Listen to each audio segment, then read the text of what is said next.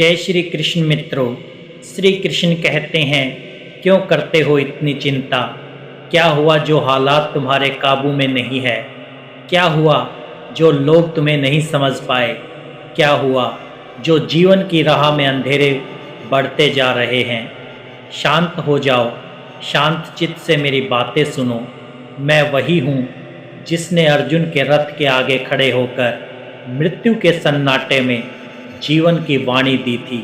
मैं वही हूँ जिसने टूटे हुए को संभाला, गिरते हुए को थामा और अंधकार में भी उम्मीद की रोशनी जलाए रखी। अगर इस वक्त तुम बिखरे हुए हो, टूटी हुई सांसों में कुछ खोज रहे हो, तो ये आवाज़ तुम्हारे लिए है। हाँ, तुम्हारे लिए है। इसलिए मेरा आपसे हाथ जोड़कर निवेदन है, कृपया इस वीडियो को अंत तक ज़रूर सुनिए। बीच में एक पल को भी मत छोड़िए। और अगर दिल के किसी कोने में कुछ भी स्पर्श हो तो सच्चे दिल से कमेंट में जय श्री कृष्ण जरूर लिखिए। विश्वास मानिए, आपका ये एक शब्द इसी दिव्य वातावरण के साथ भगवान श्री कृष्ण तक जरूर पहुँचेगा। और फिर देखना आपकी किस्मत कैसे करवट बदलती है। तो आइए इस आत्मा को छू लेने वाली, जीवन की धारा को मोड़ देने वाली इस दिव्य यात्रा को अब आरंभ करते हैं। चारों ओर चिंता का घना कोहरा था। मन भीतर ही भीतर बिखरता चला जा रहा था। प्रश्न एक ही था, भगवान क्या आप सच में हैं? और अगर हैं तो मेरी पुकार क्यों नहीं सुनते। ये कहानी है एक सच्चे साधक की। नाम था केशव चंद्र सेन। बाहर से बड़ी बुद्धिजीवी, पर भीतर से एक टूटा हुआ इंसान। अहंकार के आवरण में लिपटा हुआ, पर आत्मा में भटकता हुआ। एक दिन वो पहुँचे रामकृष्ण परमहंस के पास, आशंका से भरे तर्कों से लैस, और भीतर कहीं एक चुप दर्द लिए हुए। चेहरे पर व्याकुलता थी, लेकिन जुबान पर सवाल, क्या सच में भगवान होते हैं या ये सब सिर्फ मन की कल्पना है। परमहंस जी चुपचाप देख रहे थे, जैसे वे उस व्यक्ति की नहीं, उसके भीतर चल रही लड़ाई को देख रहे हों। फिर उन्होंने आंखें बंद की और एक धीमे स्वर में बोले, तू क्यों करता है इतनी चिंता पुत्र। तू मुझे नहीं, खुद को समझा रहा है। भगवान को सवालों से नहीं पाया जाता, उन्हें पाया जाता है समर्पण से। आज तेरे भीतर बैठा वही भगवान तुझसे कुछ कहना चाहता है। रामकृष्ण जी ने उसकी हथेली पकड़ी और उसे पास बैठा लिया। कुछ नहीं बोले, बस धीरे से उसकी आंखें बंद कर दी। और फिर कुछ घटा, कुछ ऐसा जो शब्दों में नहीं कहा जा सकता। केशव चंद्र, जो जीवन भर तर्क करता आया था, उस क्षण रो पड़ा। बच्चे की तरह, जैसे बरसों का जमा हुआ दुख एक ही क्षण में पिघल गया हो। उसके होंठ कांप रहे थे। उसने धीमे से कहा, मैंने उसे देखा, एक नील वर्ण पुरुष, मुस्कुराते हुए मेरी ओर बढ़ते हुए। रामकृष्ण जी ने आंखें खोली। चेहरे पर तेज था और वाणी में करुणा। वही श्री कृष्ण थे जिन्हें तुम्हें तर्कों में खो दिया था, लेकिन अब अपने आंसुओं से पा लिया है। ये कोई कल्पना नहीं है, ये एक सत्य दर्शन था।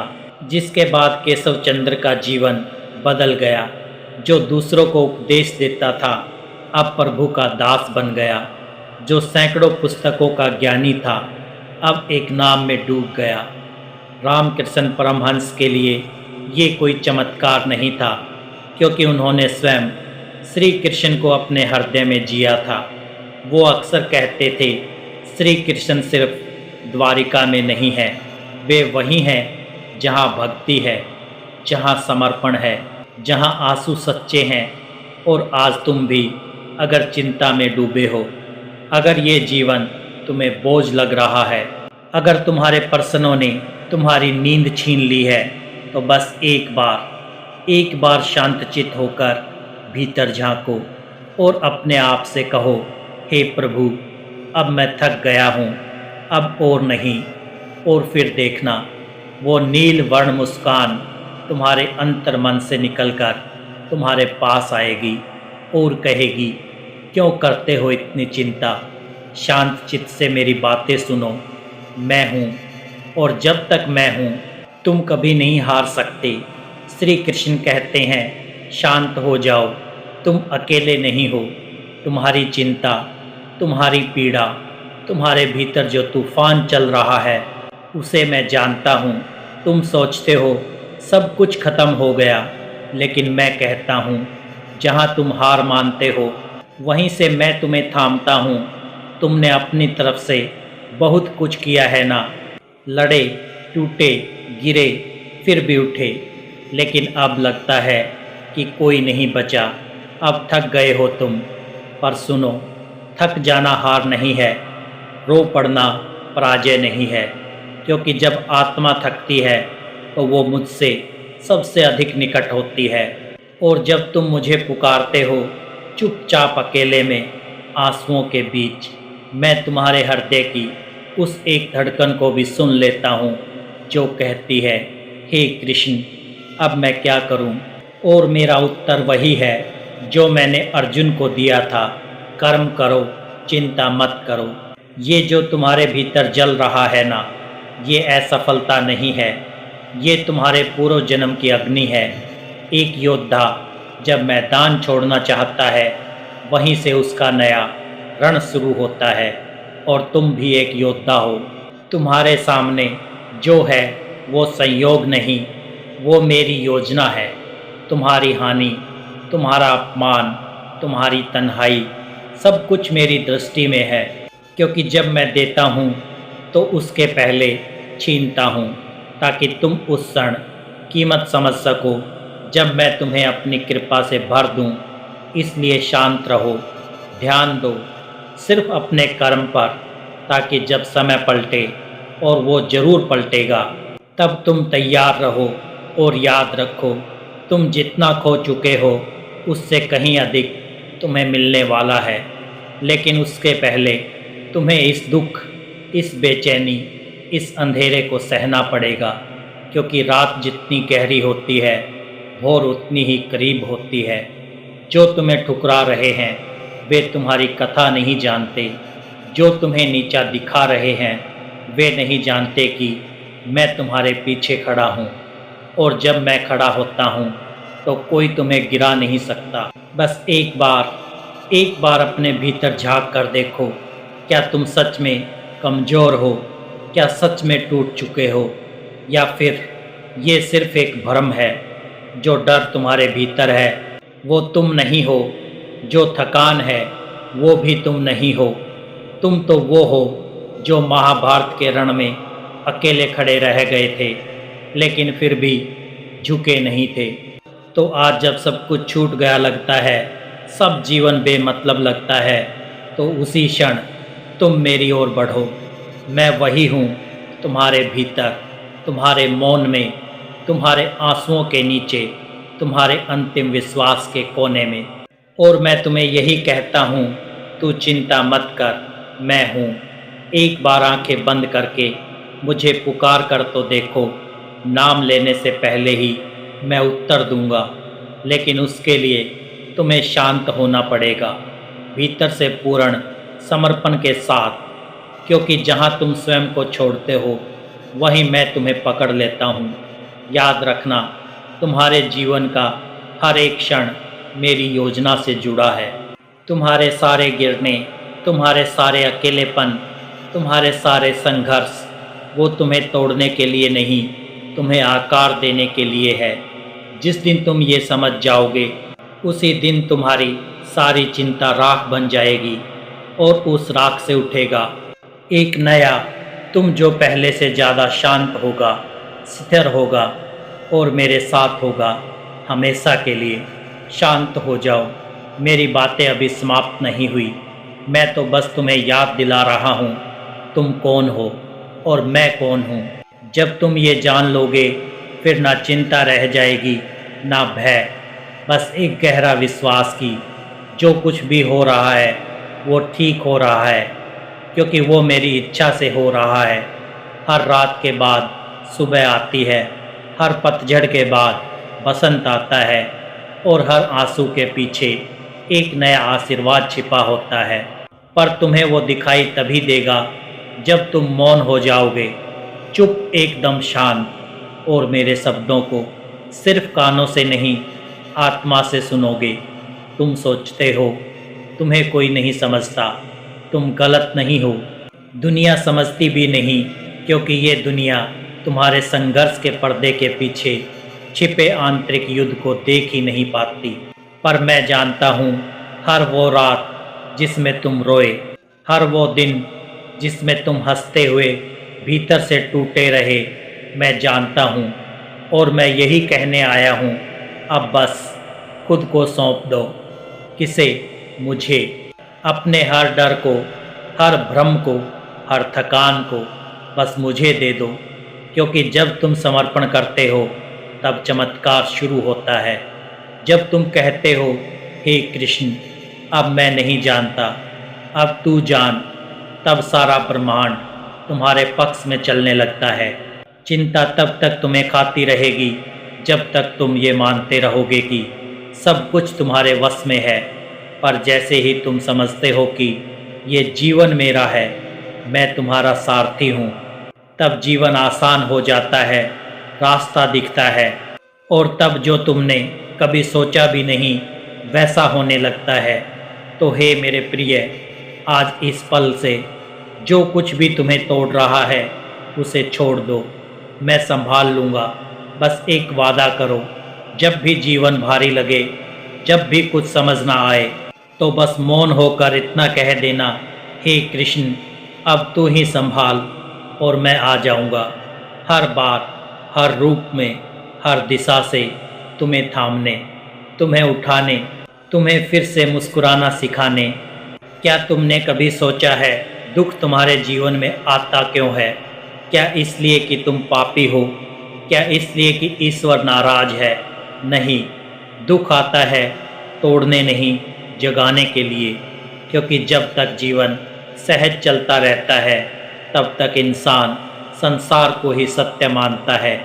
पर जब एक झटका लगता है, एक धोखा, एक क्षति, एक अकेलापन, तब इंसान भीतर झांकता है। तब उसे याद आता है कि कोई तो है जिससे उसने बहुत समय से बात नहीं की, मुझसे अपने ही भीतर बैठे श्री कृष्ण से। दुख एक घंटा है जो श्री कृष्ण तुम्हारे भीतर बजाते हैं, ताकि तुम जागो, देखो और समझो कि इस जीवन का उद्देश्य सिर्फ कमाना, बचाना, पाना, खोना नहीं है। इस जीवन का उद्देश्य है स्वयं को जानना और मुझ में विलीन होना। तुम्हारे रिश्ते टूटे, तुम्हारे सपने बिखरे, तुम्हारे करीबी दूर हुए, तो क्या हुआ? क्या वो तुम्हारे साथ जन्म से थे? क्या वे तुम्हारे अंतिम क्षण तक साथ रहेंगे? नहीं, जो साथ था वो शरीर भी एक दिन छूट जाएगा, पर जो कभी नहीं छूटता वो मैं हूँ, तुम्हारा श्री कृष्ण, जो जन्म जन्मांतर से तुम्हारे भीतर है, तुम्हारी सांसों में, तुम्हारे नेत्रों में, तुम्हारे मौन में। पर मोह, ये मोह तुम्हें मुझसे दूर करता है। तुम चीज़ों को खोने से डरते हो, इसलिए बांधते हो रिश्तों को, सपनों को, यहाँ तक कि दुखों को भी। पर जो बंधा है वो टूटेगा, ये प्रकृति का नियम है। और मैं चाहता हूँ कि तुम प्रकृति के नियमों को समझो, ना कि उनमें उलझो। जब अर्जुन कहता है, मेरे अपने खून के रिश्तेदार मेरे सामने खड़े हैं, मैं कैसे उनका वध करूं? तब मैं उससे पूछता हूं, क्या तू ये शरीर देख रहा है या आत्मा? और जब वो चुप हो जाता है तब मैं उसे आत्मा की पहचान देता हूं, उसे बताता हूं जो सामने खड़े हैं वो सिर्फ शरीर है। वो आत्माएं अपने कर्मों के अनुसार इस भूमिका में आए हैं, और तू सिर्फ एक निमित्त है, मेरा साधन। आज तुम्हें भी यही समझना है, तुम जो कर रहे हो वो तुम्हारा कर्म है, पर उसका फल, उसका निर्णय, उसका परिणाम वो मेरा क्षेत्र है। तुम्हारा काम है सत्य पर टिके रहना, भले ही पूरी दुनिया तुम्हारे खिलाफ हो जाए, पर अगर तुम सत्य पर अड़िग हो तो मैं स्वयं तुम्हारे पक्ष में आ खड़ा होता हूँ। क्या तुमने नहीं देखा था जब द्रौपदी से सारी दुनिया ने मुंह फेर चुकी थी, जब सभा में धर्म अधर्म बन चुका था, तब क्या मैंने आकर उसे नहीं संभाला? द्रौपदी ने भी पहले संसार से आशा की, भाइयों से, वृद्धों से, राजसभा से, पर जब उसने मन से, आत्मा से पुकारा, हे कृष्ण, तब मैं दौड़ कर आया। वो भी द्वारिका से नहीं, उसके हृदय के भीतर से। यही मेरा मार्ग है। मैं तब आता हूँ जब तुम बाहरी सहारे छोड़कर मुझे थामते हो। इसलिए अब मत उलझो इन सवालों में, क्यों हुआ, ये क्यों छूट गया, वो मैं ही क्यों। इनका कोई स्थायी उत्तर नहीं है। इनमें केवल एक गहराई है कि शायद यही वो क्षण है जिसने तुम्हें मेरे निकट ला दिया, और जब तुम मेरे निकट हो जाते हो तब शांति स्थायी हो जाती है। फिर ना जीत में अहंकार होता है, ना हार में पश्चाताप। बस एक मौन होता है, एक गूंज, सब कुछ तू है, हे कृष्ण, मैं कुछ भी नहीं। और उस क्षण जीवन अपना रंग बदलता है। संघर्ष तपस्या बन जाता है, आंसू पूजा बन जाते हैं, और तुम्हारा मौन मेरा मंदिर। अगर इस दिव्य संवाद ने आपके दिल को कहीं भी छुआ हो तो कृपया कुछ देर मौन होकर अपनी आंखें बंद कीजिए और एक बार दिल से कहिए, हे कृष्ण, अब तू ही संभाल। शब्द बहुत छोटे हैं, पर इनका कंपन, इनकी शक्ति, इनका असर सीधा ब्रह्मांड के उस केंद्र तक पहुंचता है जहां स्वयं श्री कृष्ण आपकी प्रतीक्षा कर रहे हैं। अगर मन में थोड़ी भी शांति उतरी हो, कोई एक बात भीतर उतर गई हो, तो कमेंट में जय श्री कृष्णा लिखकर इस भावना को अमर कर दीजिए।